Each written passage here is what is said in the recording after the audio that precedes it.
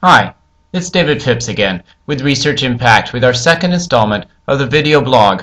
I'm blogging again from Victoria, where I'm attending the Alliance of the Commercialization for Canadian Technology.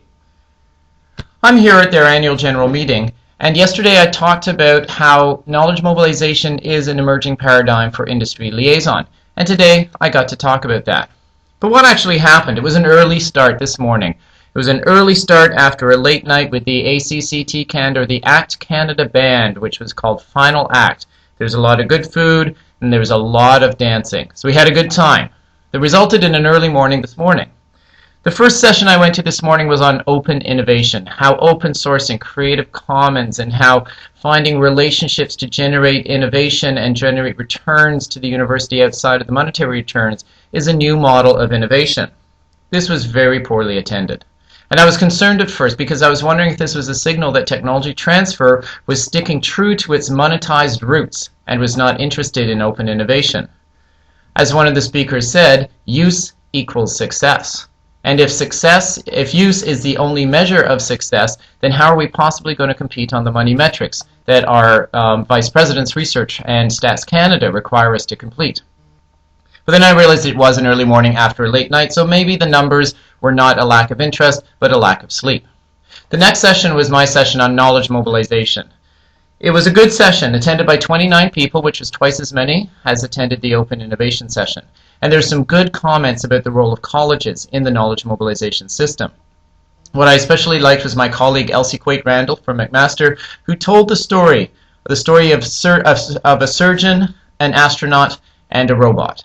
And she told the story around a 10-year project, 7 years of which were knowledge transfer, where her office was supporting the relationships between a surgeon and an astronaut that eventually led to the building of a robot. And it was those last 3 years of the 10-year project that technology transfer actually happened, but would not have happened without the first 7 years of knowledge transfer. This also illustrates that it takes a long time to become an overnight success.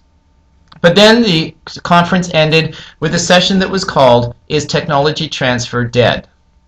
This was an interesting session. It was a debate between Ron Friedman of the Impact Group, Marcel Mongeon of Mongeon Consulting, and Anne Vivian Scott of Partech Innovations at Queen's University. Ron Friedman and Marcel Mongeon both agreed that industry engagement, as measured as an approximate measure of industry engagement as research contracts, is where the industry of tech transfer needs to move. It needs to grow into embracing the wider aspects of university industry engagement. This is what I blogged about yesterday and also have previously blogged on Mobilize This. And Vivian Scott actually took an alternative route. She said that technology transfer is the stewards of Canada's greatest research asset, and that greatest research asset is discovery research that happens at universities.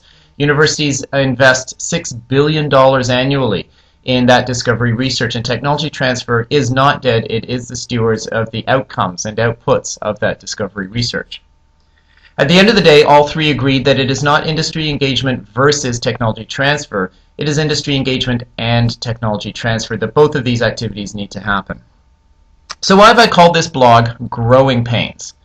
Technology transfer growing pains, to be precise. Well, I think it's because there is a disconnect between the action of technology transfer and industry engagement and the policy making that happens both inside the university and external to the university at federal and provincial levels.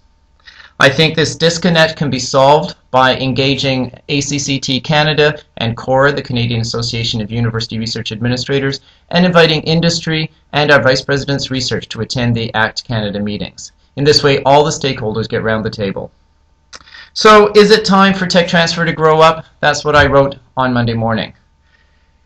And yesterday I blogged about way to grow technology transfer. And today, technology transfer growing pains. All these three make me think as I head home that I've been glad to have been invited to put knowledge mobilization on the tech transfer table. I'm glad to have explored a new blog format, this video blog. And I danced up a storm last night, had a lot of fun, and tonight I'm heading out to a curry bar, and then afterwards we're going to be mobilizing some beer, which is almost, but not quite, as much fun as mobilizing knowledge. Talk to you soon.